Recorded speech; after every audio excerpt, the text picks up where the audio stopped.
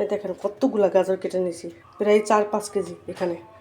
কারণ কি ওদিনকার হালুয়া বানানোর পর কেউ ভাগে পাইছে, কেউ ভাগে পায় নাই, এত মজা হয়েছে। আর এর জন্য আজকে বেশি করে একটু বানিয়ে রাখবো, বানিয়ে ফ্রিজে রেখে দিব। যার যখন খাইতে মন চাবো তখন সে খাবে। এই জন্য আজকে এই যে সবগুলা 4 কেজি এখানে হবে। 1 কেজি শুধু রেখে দিছি, 5 কেজি আনছিল, 1 কেজি শুধু রেখে দিছি। আর এই যে সব কুচাই নিচ্ছে, এখন হালুয়াটা বানাই নিব।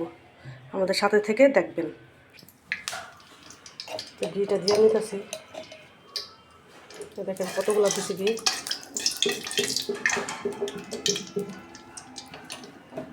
এক বয়ম ঘি ছিল।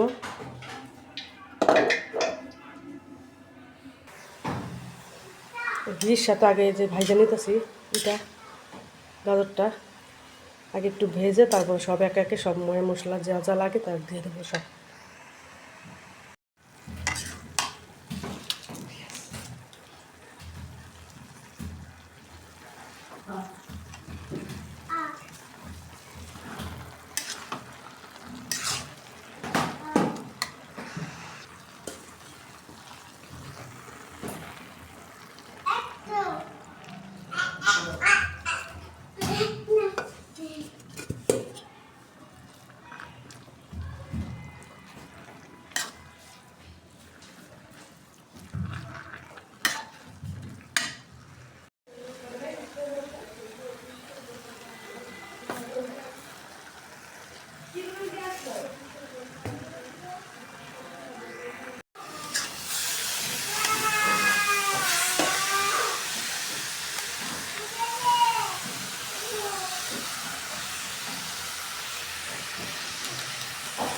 বেশি করে দুধ দিয়ে দিলাম,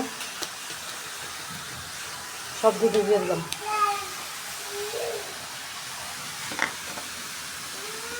এখন তৈরি করে যে কিশমিশগুলা,